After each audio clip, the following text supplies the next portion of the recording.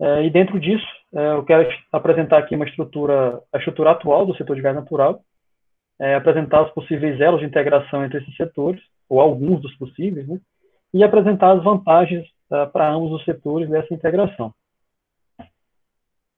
Bom, aí uma visão macro do cenário, né? Primeiro que a gente está num mundo hoje que está numa eterna busca por uma economia de baixo carbono. Por conta disso, a gente tem muitos investimentos em energias renováveis e substituição de combustíveis por outros com menores emissões de gás de efeito estufa, né? E por isso que o gás natural ele aparece aí na vitrine dentre os combustíveis fósseis nesse momento que a gente chama de transição, né, dessa economia de baixo carbono.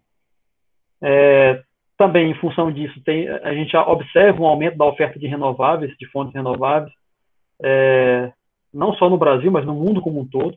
Aqui no Brasil, a gente já tem uma matriz elétrica em que a energia eólica é bastante representativa, e o sistema elétrico ele precisa crescer e se estruturar para que ele consiga abraçar cada vez mais, ou receber cada vez mais, usinas eólicas, solares e de outras fontes renováveis que a gente chama de renováveis não despacháveis.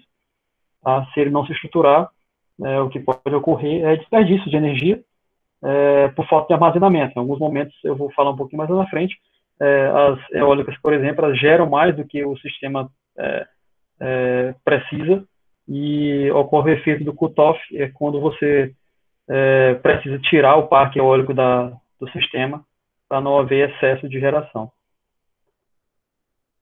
E essas fontes renováveis não despacháveis, né, e aí a gente sempre fala da eólica, ela é a mais visível de todas, elas são fontes de alta variabilidade na geração. Então, a gente sabe que não tem vento constante. O vento ele tem uma grande variabilidade, e a geração dessas fontes ela acompanha a variabilidade da fonte primária. Outro ponto importante nesse cenário é o que a gente chama de baixa oferta de gás natural no interior do Brasil. Eu vou mostrar um mapa mais lá na frente para explicar isso melhor, mas a oferta de gás natural está bem concentrada no litoral do país. E por conta disso, há a necessidade de crescimento da infraestrutura do setor de gás natural, né, para que você consiga cada vez mais aumentar a quantidade de consumidores desse energético. Tá? E o setor elétrico, por fim, ele é um grande consumidor de gás natural. Então, esse elo principal, ou mais óbvio, ele está justamente na geração de energia elétrica a partir do gás natural. A gente tem um exemplo aqui no estado do Maranhão, que são as termoelétricas lá de Santo Antônio dos Lopes, da Eneva. Tá? Bom, aí aprofundando um pouquinho no cenário do setor elétrico, especificamente. Né? Como eu falei anteriormente, a gente tem fontes renováveis de alta variabilidade, então as fontes não despacháveis. E esse efeito, eu falei do corte na geração, ele ocorre quando você tem uma demanda máxima de potência e a sua fonte renovável não despachável, ela pode vir a gerar acima, né? Então o sistema, o operador começa a mandar desligar alguns parques eólicos para que esse efeito não ocorra. No Brasil isso ainda é pouco frequente, mas em alguns países isso já é uma realidade, tá? Então o que a gente está falando aqui hoje é discutindo uma solução para um problema que ele ainda vai acontecer em maior escala, né? Acho que a escala que ele existe hoje é uma escala, o sistema como está, ele consegue suportar. E o segundo ponto importante é a dificuldade que o sistema elétrico hoje tem para construir novas hidrelétricas, né? Então, acho que isso é de conhecimento universal, que a hidrelétrica sempre foi a fonte de energia elétrica mais abundante aqui no Brasil. O Brasil tem usinas hidrelétricas imensas, né? Mas em função do esgotamento dos recursos hidrelétricos em boa parte do Brasil e também das dificuldades de aprovar projetos hidrelétricos, de grandes projetos hidrelétricos, principalmente por conta dos impactos ambientais na obra, tá? É difícil falar em novas grandes hidrelétricas aí nos próximos anos. Então, acho que o exemplo de Belo Monte deixou muito claro que é pouco provável que a gente tenha outras usinas daquele tamanho. A própria usina de Belo Monte ela sofreu muitas alterações ao longo do projeto para reduzir os impactos ambientais na região, que é uma região bastante sensível, né?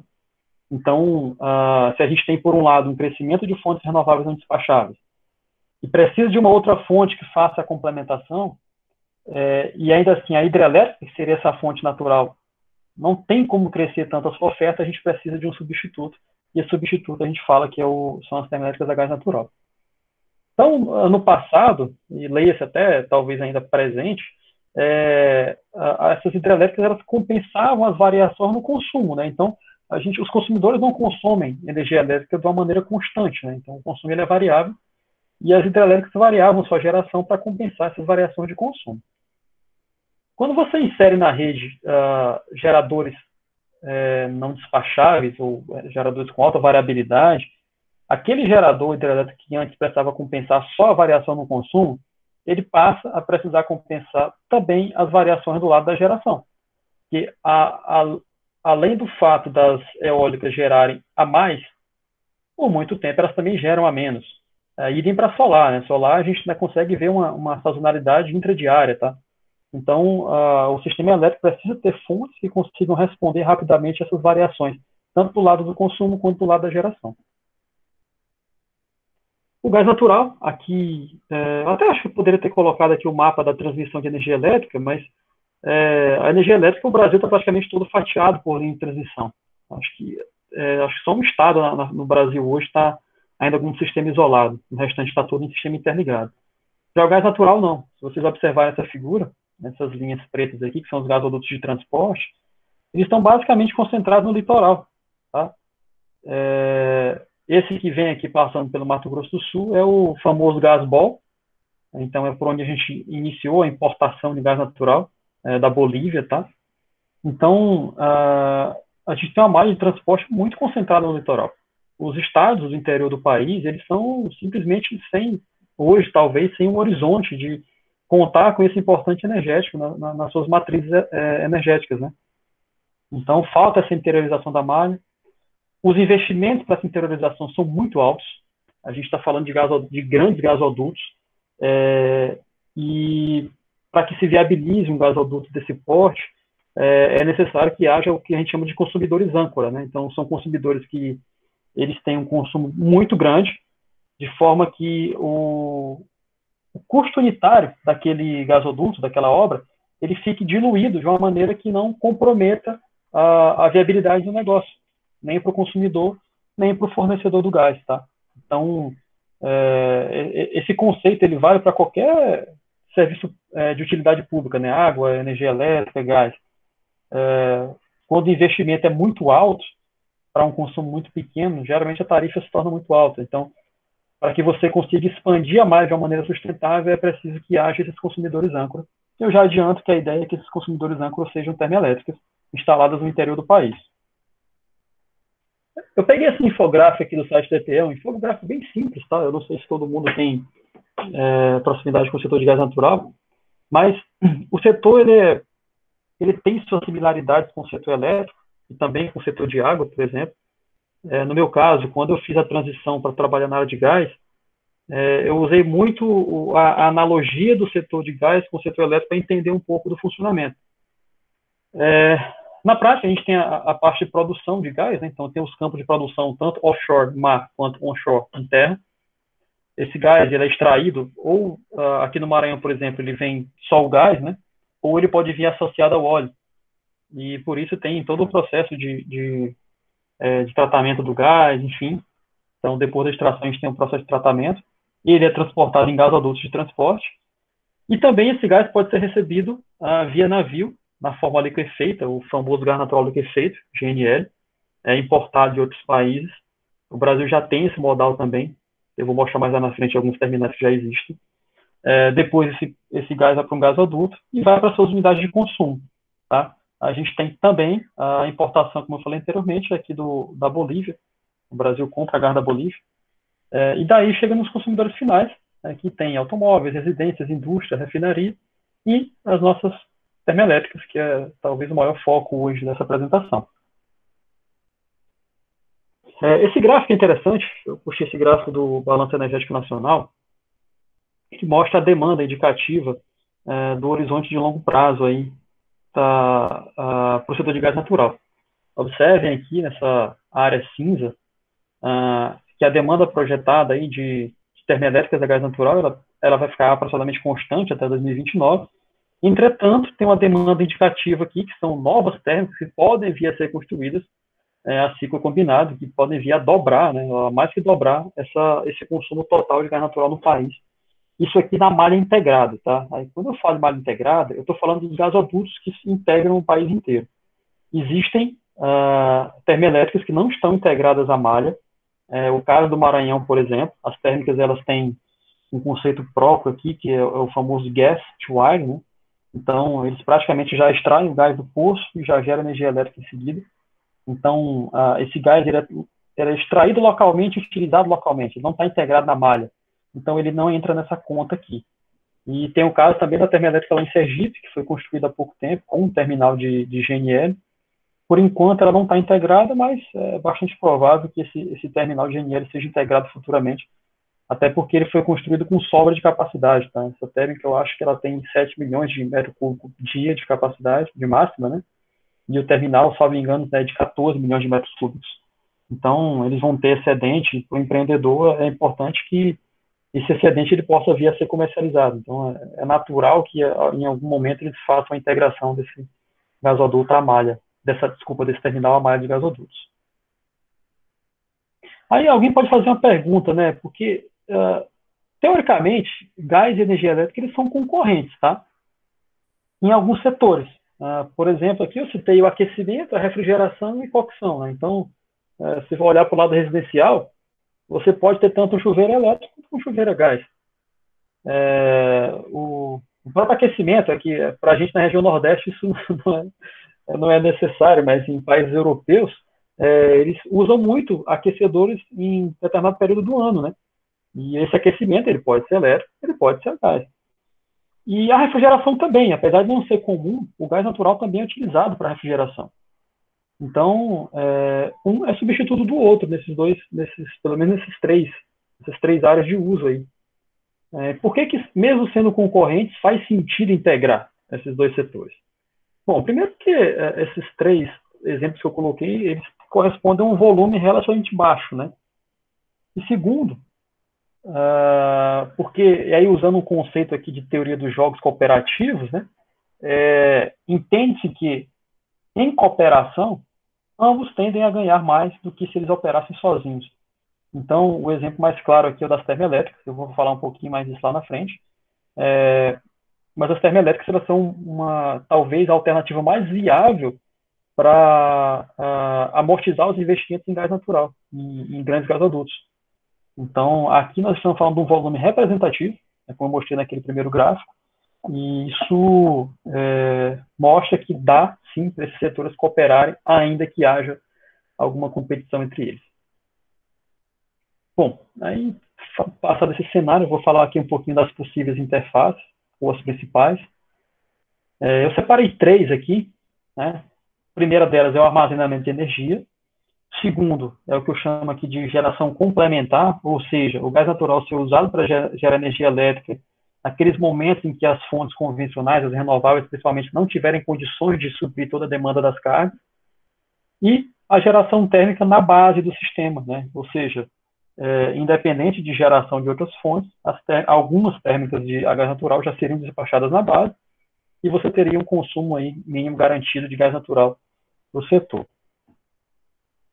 Começando com a geração complementar, esse gráfico aqui ele mostra três variáveis, né? A geração termoelétrica a gás natural no estado do Maranhão, a geração eólica no subsistema Nordeste e a geração hidrelétrica no subsistema Norte. Observem que, esquecendo um pouquinho por enquanto as termoelétricas, que é o que está em vermelho, o ciclo da água ele é complementar ao do vento, né? Então, quando a gente tem uma oferta de recursos hídricos alta, a gente tem uma oferta de energia eólica baixa e vice-versa, né? Então, como hoje as eólicas não são suficientes para suprir a redução da geração das hidrelétricas, e aqui na região norte vale frisar que essa diferença aqui ela é grande em função de Belo Monte, né? Então, Belo Monte ela tem um lago, uma bacia pequena, ela não consegue, um reservatório de regularização, esse que é o termo, ela não consegue ter água armazenada o suficiente para o ano todo, diferente, por exemplo, do padrão lá de Itaipu, Paulo Afonso, por exemplo. Então, aqui é bem mais visível que quando Belo Monte não consegue mais, não tem mais água, ela passa a gerar fio d'água, né? Água armazenada, correção, né? As eólicas, elas compensam essa diferença, mas não compensam tudo. E aí que as termoelétricas estão entrando aqui de maneira complementar, tá? Para gerar aquilo que nem as eólicas nem as hidrelétricas conseguem. Então, isso aqui é o que a gente chama de complementariedade. Aqui, eu estou falando no horizonte de longo prazo, eu estou falando de mês e ano. Mas eu não quis entrar nesse detalhe, porém, existem variações intra-horárias, por exemplo, que precisam ser compensadas também. E hoje, a nível de tecnologia, já se sabe que as termoelétricas a gás natural são ótimas alternativas para compensar essas variações em períodos muito curtos, porque elas conseguem ter uma variação rápida na potência de saída, diferentemente de outras fontes, tá?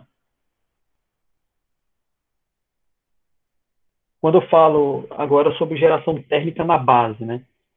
Eu adiantei lá em cima, térmica na base. Então, as termoelétricas seriam chamadas de base load, né? Então, essas térmicas, elas não entrariam para comando de despacho por preço. Elas entrariam já despachadas junto com as hidrelétricas e o excedente disso que entraria para a competição em preços, né?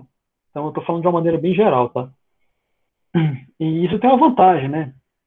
A gente teria, com isso, termoelétricas com garantia de despacho no interior do país. Isso aqui tem um reflexo direto em preço de gás, tá?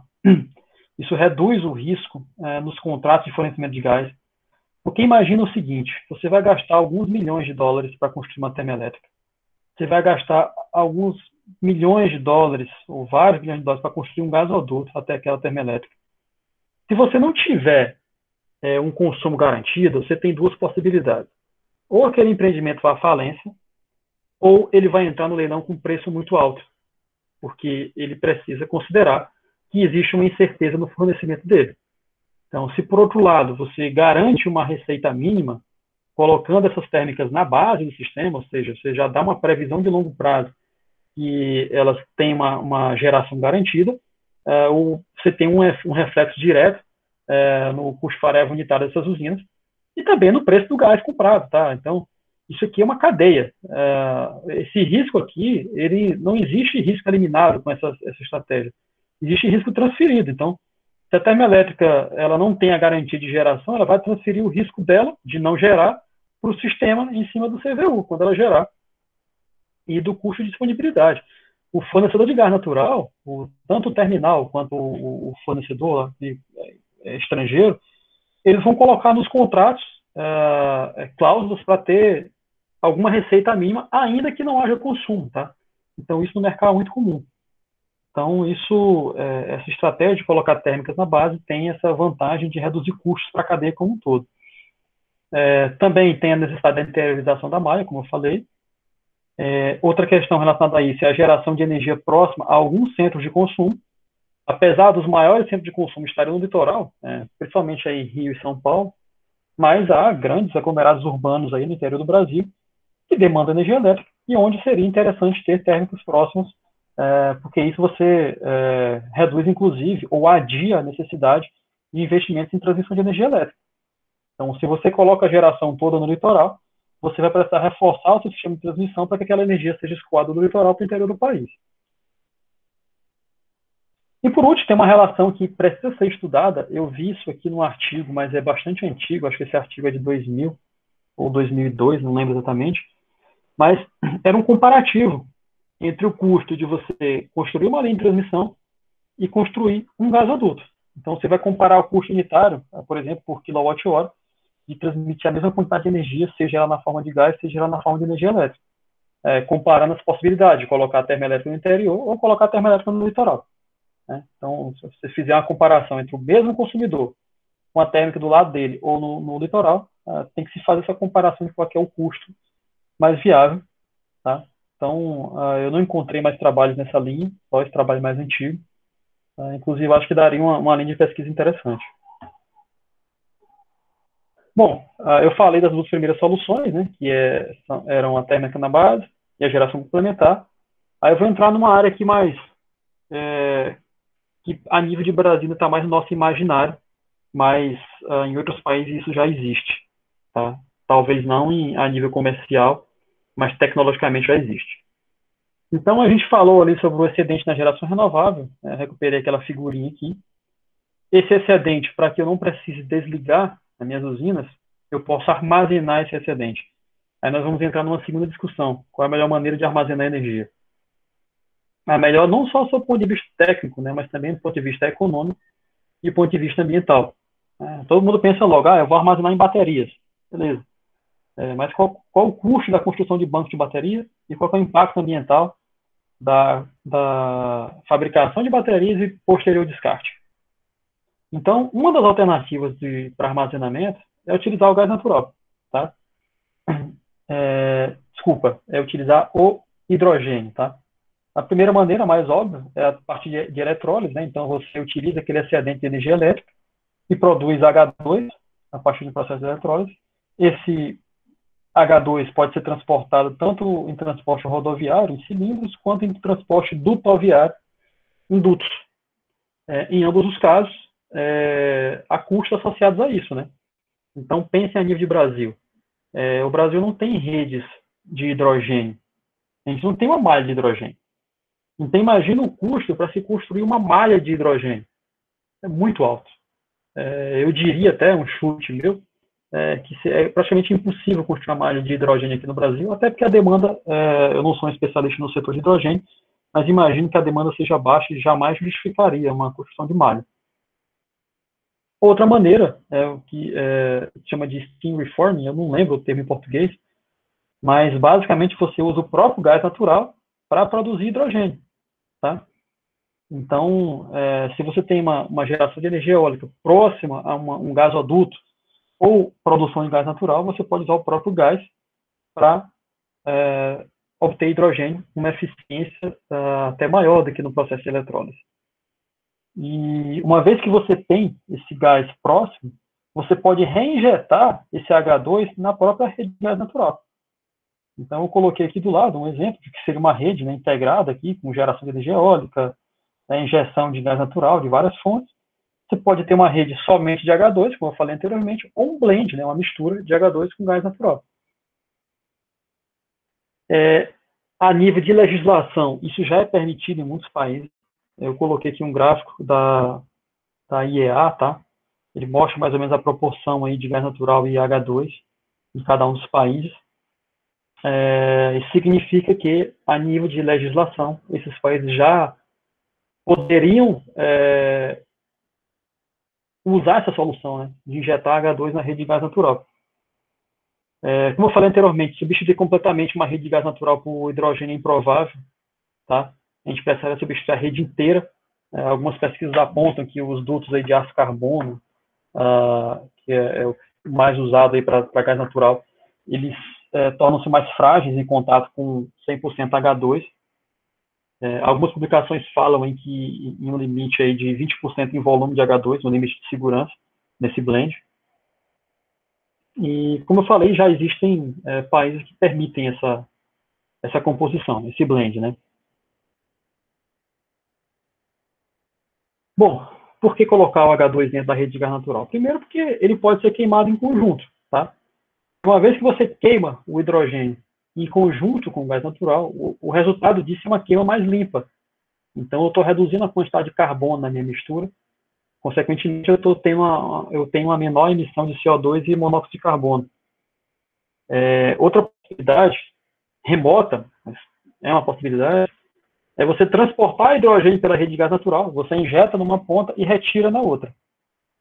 Então, a partir de processamentos, né, o pessoal da química sabe melhor do que eu sobre isso, você consegue extrair aí esse H2 do gás natural e usar o H2 puro para qualquer que seja a finalidade. Tá? Então, isso seria um processo substituto à eletrólise, em que você usa já energia elétrica direta para produzir o hidrogênio, tem uma logística de distribuição daquilo. Você pode, em vez disso, usar uma rede de gás natural, a mistura, para extrair o hidrogênio lá na frente, obviamente, se isso for economicamente mais viável. Né? E também tem um processo inverso, né? O hidrogênio pode ser utilizado para a produção de metano. Então, o que a gente pode tirar de conclusão disso é que existem várias possibilidades usando hidrogênio em conjunto com o gás natural. Essa figurinha aqui, por exemplo, tem um conceito interessante, né? Existem plantas termoelétricas com um conceito chamado de CCS, né, que é captura de carbono. Então, você pode quase que criar um ciclo fechado, tá? Então, você produz o metano a partir do hidrogênio, você pode armazenar esse metano, a partir dele gerar energia elétrica, o carbono que é gerado, que é produzido, né, na geração de energia elétrica, ele pode ser capturado e retorna para o processo de fabricação de metano aí, a partir do hidrogênio. Então, são muitas possibilidades aí nesse mercado. E o hidrogênio ele pode fazer parte dessa integração, tá? Então, por isso que eu trouxe um destaque maior, porque assim, a gente poderia sentar aqui, fazer um brainstorm e ver várias possibilidades de integração dele dentro das duas malhas. Acho que talvez a grande dúvida aí é o quão viável isso seria nos dias de hoje, no futuro, e em quais pontos desses que a gente falou aqui ele é viável ou não, tá? Mas essa outra figura aqui, por exemplo, já parece uma integração um pouco maior, em que o H2, em alguns momentos, ele é usado em células a combustível para produzir energia elétrica, em outras, a energia elétrica é usada para produzir o H2, esse H2 pode ser usado em veículo, mas ao mesmo tempo ele pode ser usado para fazer metano, e ser usado em veículos também, enfim. Depende da conjuntura de cada país, de cada local, da disponibilidade desse energético, obviamente. O fato é que isso aqui é uma possibilidade para esse mercado. De maneira resumida, a gente tem vantagens e desvantagens entre integrar e não integrar os dois setores. Né? Começar pelas vantagens. A primeira é que a infraestrutura ela pode ser amortizada por dois setores. Então, imagine um cenário que eu não tenho integração gás e energia elétrica. Então, para eu levar gás natural do litoral para o interior do país, quem vai pagar a conta do gasoduto, a grosso modo, são só os consumidores normais de gás natural, fora o setor elétrico. Então, serão os residenciais, os comerciais, os industriais. Quando você coloca a termoelétrica na conta, ou seja, o seu gasoduto ele está sendo construído para atender o mercado regular de gás natural e as termoelétricas, a termoelétrica passa a fazer parte do rateio desse investimento. Tá? Eu não sei se todos têm isso em mente, como é que se faz a definição de tarifa em serviços públicos, mas de uma maneira bem resumida, porque isso varia aí, caso a caso, quando se constitui esse monopólio natural, que se chama, né, para distribuição, transmissão, enfim, você pega o custo total da operação e manutenção daquele sistema, mais o custo de investimento e expansão, e em cima disso você aplica aquela margem de distribuição, ou seja, daí que a empresa que explora aquele serviço, ela vai oferir seus lucros, né? Então eu tenho custo de OIM mais custo de investimento vezes uma margem, quanto maior o meu investimento, maior vai ser minha tarifa. Tá? E quanto maior o meu investimento, se eu mantiver a mesma quantidade de consumidores, né, maior a minha tarifa. Então, é interessante que se tenha esses grandes consumidores para que eles ajudem a amortizar essa tarifa. E a tarifa fique cada vez menor e, por consequência, o sistema como um todo se torne mais viável. A geração de energia elétrica mais próxima do centro de consumo, na comparação com o modelo atual que prevê térmicas associadas a terminais portuários. Então, uma vez integradas, é possível decidir por instalar essas térmicas próximas ao centro de consumo. E eu falei no slide anterior sobre os ganhos em transportar o gás em vez de transmitir energia elétrica. Aqui tem um trabalho que fala sobre isso, mas acho que aqui cabe ainda mais algumas pesquisas com relação a isso, até porque os custos de cada mercado variam muito ao longo do tempo. Né? Então, o custo de construção de gasoduto, custo de construção de linhas de transmissão, por aí vai. E por último, e não menos importante, o aumento da demanda por gás natural. Então, se eu interiorizo o gás, eu aumento a quantidade de consumidores potenciais. Por consequência, eu vou estar aumentando minha demanda. E isso gera como efeito de segunda ordem um aumento da necessidade de atividade de exploração e produção. Então, talvez alguns campos de produção que hoje sejam inviáveis, eles tornem-se viáveis na medida em que você tem mais demanda, né? Então, eles podem competir, talvez eles estejam mais próximos desse centro de consumo, por aí vai. Eu vou citar novamente o caso do Maranhão. O Maranhão sempre teve esse gás. A grande questão é que não se tinha um destino para esse gás. Então, não era viável economicamente extrair o gás aqui no Maranhão e destiná-lo aqui para o consumo local. Não tinha viabilidade. Então, quem viabilizou a produção aqui no Maranhão foi justamente o setor elétrico, né? Essa integração com as termoelétricas. Agora, também tem desvantagens, né? Então, a gente falou lá em cima sobre variabilidade na geração e colocar uma termoelétrica para compensar essa variabilidade. Ora, na prática, o que eu estou fazendo aqui é transferir aquela variabilidade, aquela intermitência, de um setor para o outro. Ou seja, o fio, né, a energia elétrica, ele fica com pouca variabilidade, já o gasoduto passa a ter uma grande variabilidade. E também é problema na rede de gás você ter variabilidade grande. Então, é algo a ser tratado. E também aumenta a complexidade do planejamento, tá? Você passa a ter um planejamento integrado entre dois grandes setores. Bom, alguns comentários adicionais aí. É possível criar um horizonte de longo prazo que seja mais previsível para a construção de térmicas a gás natural na base. Por quê? Uma vez que eu digo que minhas térmicas estão na base e que aquelas térmicas têm uma geração garantida, o mercado de gás, aquele volume, já é um volume, entre aspas, vendido, porque é um volume que é praticamente certo que vai ser comprado. Então, ele não precisa entrar na conta dos volumes mínimos aí, que é o caso em que você paga mesmo sem consumir. Tem um termo para isso, depois eu lembro e falo para vocês. Então, eu divido isso em duas possibilidades. Né? Primeiro, a garantia de suprimento mínimo, que são as térmicas na base, como eu falei anteriormente. E segundo, aqueles gasodutos vão ser construídos com folga, né, com excesso de capacidade, e aquele suprimento excedente ele pode ser utilizado também por térmicas flexíveis, térmicas menores, que vão entrar e sair do sistema com maior frequência, tá? Então, o setor elétrico entra nessas duas pontas aqui. Outro ponto importante é a necessidade de revisão das regras para participação no leilão de energia elétrica. A ANEEL hoje ela cobra a garantia das reservas de gás natural. Uma razão óbvia, né? Então, o cara pode prometer, olha, eu vou construir uma termoelétrica em São Luís do Maranhão, eu achei um poço ali sei lá, no Renascença, vou extrair o gás ali, vou gerar energia elétrica. Aí a ANEEL, opa, show de bola, a EPE, né, na verdade, faz a pesquisa, show de bola, gostei da ideia, o cara entra no leilão, ganha. Então, você considera para a segurança energética que a térmica existe. Só que suponhamos que aquele gás não é suficiente para, sei lá, os 20 anos de contrato térmica. Você cria, nesse caso, um risco para o sistema elétrico, né? Então, por isso, o setor elétrico ele exige que as térmicas participantes de leilão elas tragam garantia das reservas que elas vão usar para gerar. E essas garantias são períodos muito longos. Eu não sei ao certo qual o valor atual, mas já foi, acho que, 10 anos. Tem gente que fala em redução para 5 anos, por exemplo. Mas isso poderia, digamos, aumentar a oferta de projetos de térmicas a gás natural. E, aos pouquinhos, crescer o tamanho dessa malha, né? Outra questão interessante também é a integração de eólicas offshore com termoelétricas offshore. É isso mesmo, gerar energia elétrica em termoelétrica lá no mar, em um navio, por exemplo. Então, isso é possível viabilizar ao mesmo tempo, talvez adiantar investimento em eólica offshore, até porque, pelo menos no meu entendimento, a eólica offshore não é uma promessa, na verdade, ela é uma realidade. É questão de tempo a gente já ter grandes parques offshore aqui no Brasil. Então, essa associação ela pode adiantar a entrada das eólicas e, ao mesmo tempo, viabilizar campos de produção de gás natural offshore que hoje não são viáveis por dificuldade de escoamento. Né? Esse aqui é um exemplo, essa figura aqui, eu esqueci de colocar a fonte, mas eu tirei do site da Total, aquela grande petroleira, e eles já estão discutindo isso há algum tempo já, tá?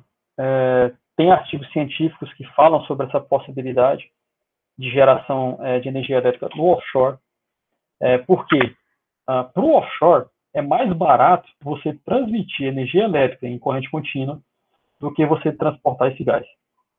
Seja ele liquefeito, navio, seja ele na fase gasosa, via gasodutos submarinos, né? Então, alguns países, até por regulação aí relacionada à queima de gás em flare, eles tiveram que criar essa solução de geração de energia elétrica no offshore para escoar, para usar aquele gás que antes era desperdiçado, né, para gerar energia elétrica e daí dar algum uso útil para ele. Tá? Então, isso aqui é uma possibilidade interessante, a associação. E aqui, de novo, entra a história, olha, do hidrogênio. Então, da mesma maneira que eu posso gerar energia elétrica com uma plataforma offshore, né, no mesmo lugar que eu já extraio o gás natural, eu posso produzir metano, utilizando o gás natural, e a energia gerada nas eólicas offshore. E daí, ou eu tenho um link de energia, né, para o onshore, ou simplesmente esse sistema aqui é isolado e eu não transmito energia para a costa, né, para o onshore. Eu transporto só hidrogênio. Então, são muitas possibilidades nesse mundo. E outros conceitos de integração também, eu acabei falando todos naquela figura anterior, mas tem o modelo Guestwire, né, que eu citei da Eneva aqui em Santo Antônio dos Lopes. Então, você já gera você extrai, já gera energia elétrica.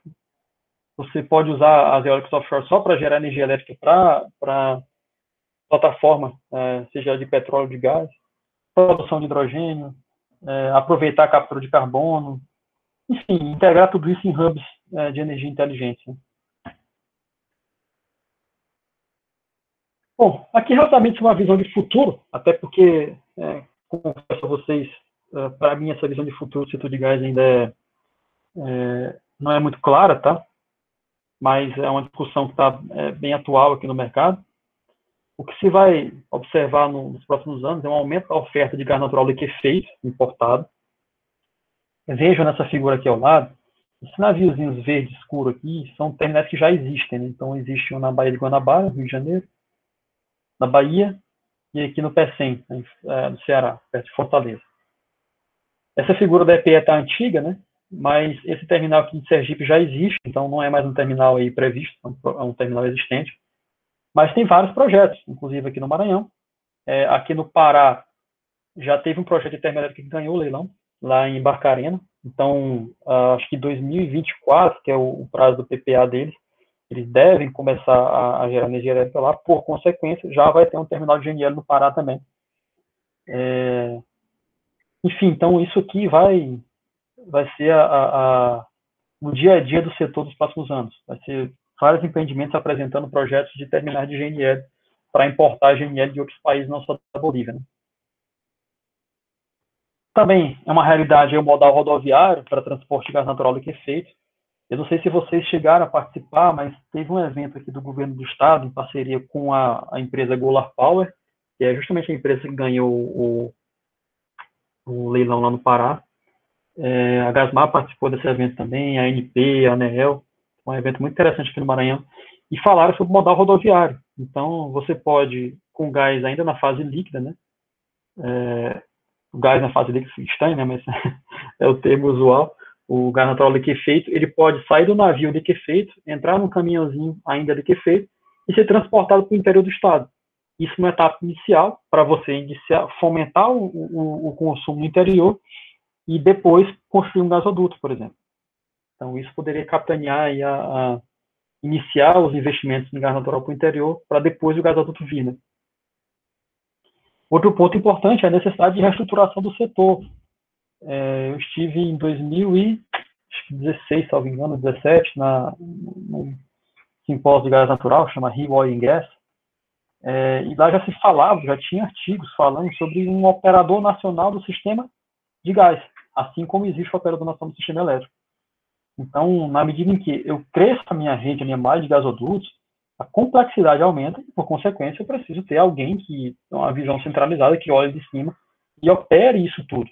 Até porque a tendência, no meu ponto de vista aqui, tá? Então, que fique claro que é uma opinião pessoal, não estou falando que é isso que vai acontecer. A tendência é que o crescimento do mercado de gás natural acompanhe aí o que foi o mercado de energia elétrica. Então, a gente vai ter trechos de gasoduto de empresas diferentes, então vão ser vários operadores, e é interessante que haja esse operador nacional. E por último, eu não vou aprofundar, mas fica a dica aí para uma pesquisa, posso até mandar o link para vocês depois, é o que se chama de novo mercado de gás. Isso está sendo discutido a nível de Congresso Federal, tá? Existe já publicações aí no Ministério de Minas e Energia sobre esse novo mercado, e o novo mercado de gás natural ele traz o conceito da integração com o mercado de energia elétrica. Então, isso aqui é uma revolução no mercado de gás, tem muita coisa a ser discutida, não dá para aprofundar, mas assim, existem muitas diferenças assim, em nível legal entre o gás e a energia elétrica. Não dá para serem iguais, a não ser que você mude a Constituição Federal. Então, por isso que eu falo que é uma discussão bastante ampla aí fala-se em privatizações, fala-se em novas concessões, enfim, tem muita coisa nesse assunto aí, novo mercado de gás para ser discutida. Para as considerações finais, outro ponto, e eu não coloquei lá em cima porque eu quis falar aqui mais sobre transporte e produção, e aqui está mais no âmbito da distribuição, que é a área que eu trabalho hoje, mas já existem publicações que falam sobre soluções ótimas de investimento em redes de distribuição de energia elétrica e gás natural ao mesmo tempo. Então, eu fugi à memória qual foi o país, não lembro se é a Colômbia ou o Peru, em que a dona da distribuidora de energia elétrica é a mesma dona da distribuidora de gás, e lá estavam desenvolvendo algoritmos para encontrar a melhor maneira de que as duas redes cresçam juntas. Por exemplo, você pode colocar um gerador, uma geração distribuída em algum ponto da rede de distribuição de energia elétrica, e ali você adia investimentos em expansão daquela rede de distribuição. Então, outro conceito muito interessante de ser levado em consideração, a geração distribuída de gás natural. E aqui tem muita coisa, a gente pode pensar em geração de ponta, né? Tem prédios comerciais hoje que usam geração de ponta a diesel e pode ser a gás natural também. Tá? Essa conversão é possível e é viável, inclusive. Eu citei antes também, essa integração ela pode acelerar investimentos em eólicos offshore e a exploração de gás natural no offshore também. Eu usei o termo teoricamente, mas porque, digamos assim, esse setor não é tão aberto. Então, no meu entendimento, essa visão integrada já deveria existir no âmbito aí do Comitê Nacional de Pesquisa Energética, de Políticas Energéticas e do Ministério de Minas e Energia. Tá? Isso é um assunto que para o Brasil parece novo, mas para outros países é um assunto bastante antigo, diga-se de passagem. Algumas publicações oficiais elas já tratam dessa integração entre os dois setores. E aí eu citei aqui o Balanço Energético Nacional, mas tem o Anuário Estatístico da Indústria de Petróleo e Gás, tem o Anuário Estatístico da Indústria de Energia Elétrica, né? E, novamente, queria destacar aqui a tramitação da proposta do novo mercado de gás no Congresso Federal. Se vocês forem acompanhar aí a nível... Eu sei que é chato esse assunto política, né? A gente que é da engenharia gosta mais da área técnica, mas um assunto como esse não tem como ser tratado só tecnicamente. Invariavelmente ele vai ser tratado também politicamente, porque envolve mudança de leis, tem muita negociação de bastidores aí. Enfim, é um assunto bastante complexo e acho que vale a pena para quem quiser aprofundar, entrar no site do Ministério de Minas e Energia e buscar a página específica do novo mercado de gás. Era isso. Espero não ter sido muito superficial, tá? Também não era meu objetivo aprofundar demais, porque como eu falei inicialmente, eu não sou um especialista nisso. Tá? Eu comecei meus estudos nessa área em conjunto no final do mestrado já. Mas espero que eu tenha conseguido passar para vocês algum conhecimento que vocês usem futuramente. E principalmente, né, acho que talvez o principal seja que tenha despertado o interesse de alguns de vocês aí nesse assunto e que a gente consiga crescer a quantidade de pessoas que se interessam por esse mercado, né, e principalmente por essa modernização nos dois setores. E eu fico aberto aí para perguntas. Obrigado, Gabriel. Muito esclarecedora a tua apresentação. Abordou diversos assuntos e, com certeza, de uma forma geral, assim, a gente pode dizer que você abriu algumas lacunas assim de ideias para a gente, principalmente no meu caso, que não sou um especialista na questão da distribuição de energia, mas você falou de uma forma bem ampla aí que deu algumas ideias assim que a gente pode até pensar futuramente, conversar com alguns estudantes que estão participando do nosso programa sobre perspectivas de desenvolvimento de pesquisas nessa linha, com base no que tu falaste aí. Uhum. Antes de abrir para perguntas, já existe uma pergunta no chat, eu acho que você pode acessar aí, é uma pergunta do Felipe. Se puder responder. Só um instante. Deixa eu procurar aqui.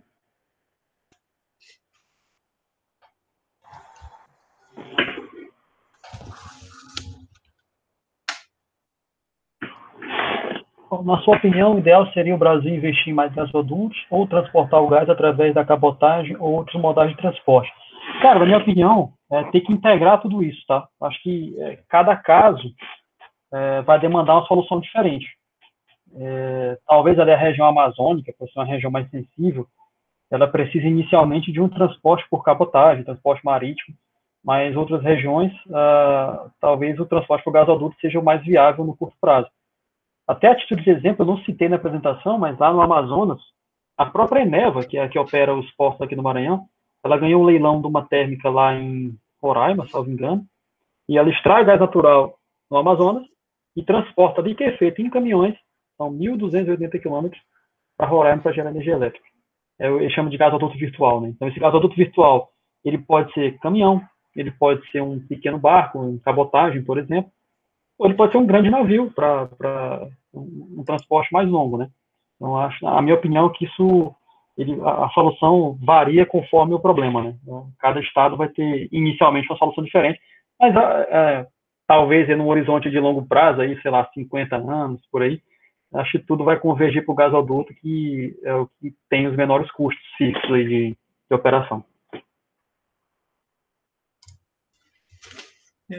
Gabriel, uma coisinha rápida aqui. Eu, como te falei antes, eu me considero até um leigo na questão da distribuição de energia. Mas, assim, como leigo, a gente sabe que sempre que há uma necessidade de uso das termoelétricas, está um aumento no custo final da energia do consumidor. E toda essa ideia que você apresentou hoje de integração da questão do gás natural com o setor elétrico passa pelas termoelétricas, evidentemente. Inclusive, você citou possibilidade dessa termoelétrica estar na base lá com a garantia de despacho. Se isso realmente acontecer, isso não vai ter um impacto muito grande no custo da energia para o consumidor final no Brasil? Pergunta complexa. Sim, não. Responda de forma complexa, né? Sim, não. Assim, que, na verdade, no fim das contas, é uma composição, tá? Você tem térmicas baratas e térmicas caras. Então, você começa despachando, obviamente, as térmicas mais baratas e, no limite, quando você está prestando realmente energia, entre as térmicas mais caras. Então, eu não coloquei aqui, eu posso até pegar depois aqui a apresentação da minha dissertação, eu tenho um gráfico interessante que mostra o quão barata é a geração a gás natural comparado com outras térmicas, tá? Claro que, se você olhar um projeto de uma hidrelétrica, que são 50 anos de projeto, a hidrelétrica ela ainda tem um custo unitário mais baixo do que a termoelétrica. Mas a gente não tem como aumentar a quantidade de energia ainda de hidrelétricas. Hoje, a geração de fontes eólicas e solares, ela tem um custo superior à do gás natural. A eólica já está quase mais baixa. Eu acho que, não sei se no último leilão, acho que ela já ultrapassou, deve estar mais barata. Mas a solar ainda não. Então, nessa transição energética, até a gente chegar naquele mundo que a gente vai ter talvez a maior parte da energia gerada por renováveis, o gás natural aparece como aquele meio termo que não vai deixar a energia subir demais. Porque se você não traz esse conceito, se você não consegue aumentar a sua oferta de hidrelétrica, você vai cada vez mais depender de térmicas que não têm garantia de geração e, por consequência, tem um custo mais alto. Tá? A gente fizer uma continha assim de padeira, é como se você pensasse assim, sei lá, vamos supor que eu gaste 100 milhões para construir a minha térmica. Aí eu tenho um contrato com o sistema elétrico de 20 anos. Então eu preciso, no mínimo, receber meus 100 milhões de volta nesses 20 anos, corrigidos ao longo do tempo, obviamente, né? Então, se eu não gero energia elétrica, de onde eu vou tirar minha receita para pagar aqueles 100 milhões? Quando você permite que a térmica entre na base, a tendência é que o preço dela caia, porque ela vai ter uma garantia de geração. E isso é uma reação em cadeia, porque ela tem uma garantia de amortização, ela já sabe, na pior das hipóteses, em quanto tempo ela vai amortizar. E a segunda questão é para o fornecedor do gás lá na ponta. Ela consegue estabelecer contratos de mais longo prazo e, por consequência, obter preços mais competitivos. Então, apesar de aparentemente o efeito inicial ser de um aumento de preços, mas a tendência provável, né, não vou dizer que isso é certeza, é que haja uma redução de preço, ou, na pior das hipóteses, que esses preços sejam mantidos. Né? O que a gente observa nos últimos anos, na verdade, é um crescimento dos preços de energia elétrica no Brasil, até por minha opinião, aí, que algumas decisões erradas a nível de planejamento energético. Né? Certo, certo. Só mais uma pergunta antes de eu passar para as outras pessoas que querem que quiserem perguntar alguma coisa. E uma pergunta bem local, assim, como você está dentro da Gasmar, quais são os projetos que estão atualmente em curso na Gasmar para viabilizar uma distribuição de gás natural para aqui, para a capital, para São Luís? Deixa eu aproveitar, então, onde é que eu salvei aqui? Essa aqui eu posso mostrar, eu fiz essa apresentação aqui no fórum da... Acho que foi na Uninasal esses dias. Eu vou mostrar aqui um projeto bem rápido mesmo, assim, que é um projeto aqui do Maranhão. Deixa eu voltar a compartilhar aqui, espera aí rapidinho.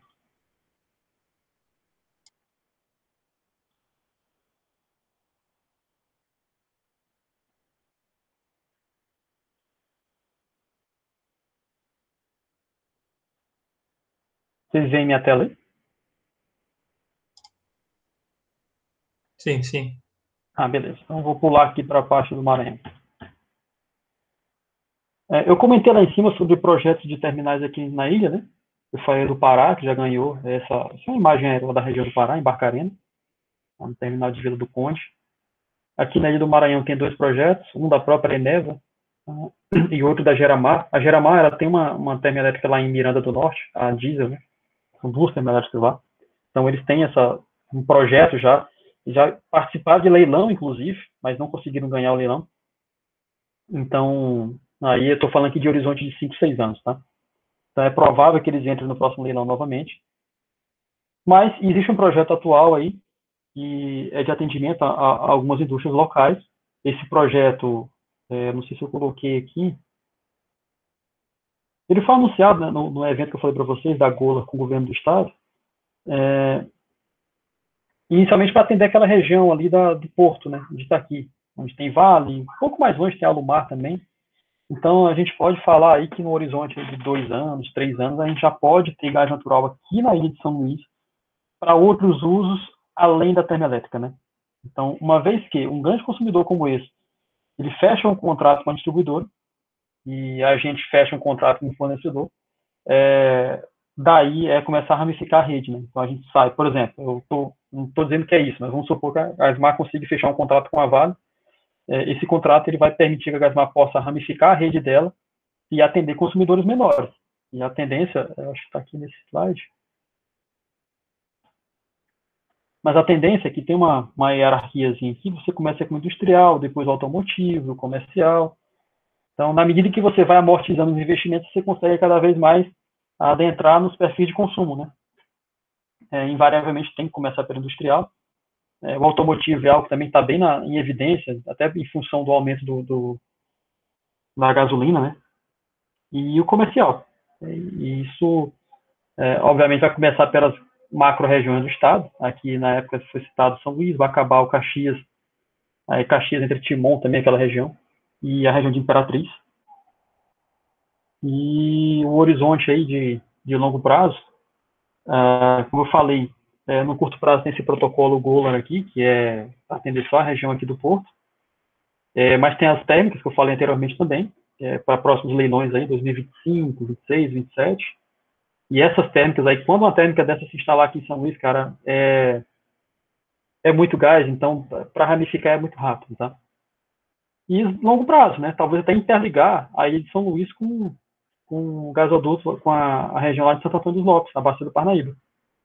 Então, o Maranhão, meu ponto de vista pessoal, o Maranhão tem um bom horizonte de longo prazo, tá? Até de médio prazo, por assim dizer, no que se diz respeito ao gás natural. Vou fechar aqui.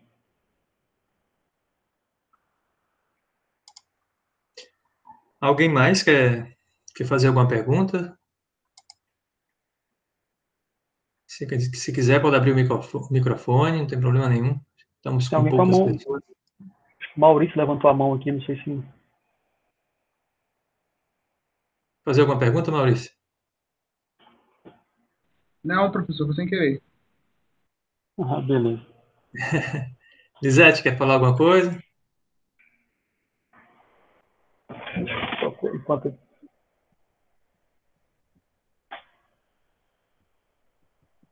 Acho que a Lisete tinha falado que a internet dela estava ruim. Não sei se ela... Isso, não consegui acompanhar, Gabriel, só agradecer mesmo por você ter aceito o convite. Gostei muito da apresentação, como o professor Wendel colocou, nos permite pensar em outras vertentes para pesquisa que possam interligar nosso programa com empresas como a Gasmar. E só agradeço mesmo. Nada, que é isso. Eu que agradeço pelo convite. Então, Gabriel, acho que o pessoal não tem pergunta mais, não. Estamos dando um tempo aqui, ninguém está colocando nada. Então, se o pessoal não tem pergunta, a gente vai encerrando por aqui. Então, eu repito as palavras da Lisete, a gente agradece pela disponibilidade e de poder colaborar com a gente aqui. E eu te passo a palavra só para você se despedir mesmo, já agradecendo. Pessoal, eu que agradeço pelo convite aí, pelo contato, né? Primeiramente, para mim é muito bom saber que o meu perfil é visado, vocês têm algo a agregar para a universidade. Eu sempre tive a mentalidade de que, uma vez saindo da UFMA, no que eu pudesse futuramente contribuir para que a universidade crescesse, eu iria fazer, né? Então, eu carrego isso comigo, comento muito com meus amigos, a gente está no mercado já há algum tempo, da importância da gente ter esse caminho inverso, né? Legal o apoio que a gente teve da universidade, ainda que, enfim, haja algumas ressalvas, mas a gente tentar voltar algum dia para fechar esse ciclo aí e conseguir ter uma melhoria contínua dentro da universidade. Então, fico muito feliz em participar, em poder contribuir, em poder passar conhecimento, né? Então, eu particularmente gosto bastante. Tenho um objetivo de longo prazo de ser professor e talvez daqui a uns 5 anos eu volte para a área docente também. Espero ter contribuído com vocês, tá? Eu coloquei aí no chat o link aí do site do Ministério de Minas e Energia, que tem um compilado das publicações sobre o novo mercado de gás. De tudo que eu falei hoje, cara, acho que talvez, para quem quer entender um pouquinho sobre o mercado, futuro, acho que é o mais importante, porque é daí que vão surgir as políticas públicas futuras aí para esse mercado. E, para finalizar, talvez eu passar um pouquinho para vocês, eu não sei o perfil de todos os alunos, mas dizer o seguinte, cara, eu, quando vim para o mercado, eu tinha uma visão diferente do que eu tenho hoje, né? Então, eu posso dizer que eu já tive a oportunidade de trabalhar no âmbito da pesquisa, né? Eu fui pesquisador com o professor Saavedra, acho que deu quase 4 anos aí, lá no grupo de sistema de potência. Então, fui bolsista dele até a minha formação, até a formatura. Saí da universidade e vim para o mercado. Aí passei a ter a visão do mercado também. E hoje eu vejo que falta um pouquinho de conversa entre as duas partes, né? Tanto do âmbito privado quanto da universidade. E também, do lado dos alunos, passar o seguinte, cara, a gente tem que estar sempre se atualizando, sabe? O mercado, não só o de gás, mas qualquer um que vocês forem seguir, ele evolui muito rápido. O perfil que a gente precisa ter aqui dentro do mercado, e eu acho que também na universidade, porque a universidade ela teoricamente está adiantada com relação ao mercado a nível de conhecimento, a nível de tecnologia, né? A universidade ela tem uma visão de futuro muito mais longa do que o mercado. Então, a gente tem que ter um perfil de autodidata mesmo, sabe? De buscar informação nova, não se contentar só com o básico, porque é isso que eu tenho certeza que os professores exigem da gente e os chefes da gente também nas empresas exigem da gente também. E mesmo que não exija, a gente tem que ter, porque a nossa carreira ela é guiada por nós mesmos, né? Então, no que precisarem aí, eu passei meus contatos, LinkedIn, e-mail, podem entrar em contato, a gente está aí para trocar informações, trocar conhecimento. Eu também posso aprender muito com vocês, tá? Então, no que puderem passar para a gente, ótimo. E se precisarem novamente de participar de algum evento, estamos à disposição. Tanto eu quanto algumas pessoas da minha equipe também, eu posso indicar futuramente para participarem. E é isso aí. Muito obrigado. Ok. Obrigadão, Gabriel. A gente percebeu aí que você já teve experiência como professor mesmo. Fica claro, com a facilidade de passar conhecimento. Então, é claramente alguém que já está acostumado com isso. Eu já tenho experiência nisso aí. Então, a gente te agradece novamente e qualquer coisa a gente entrará em contato. A gente vai tentar manter esses laços mais próximos aí com essas empresas que operam no setor da energia aqui do nosso estado. Então, obrigado Fechado. novamente. Então, obrigado a todos também que participaram. E a gente vai encerrando por aqui. Abraço, pessoal.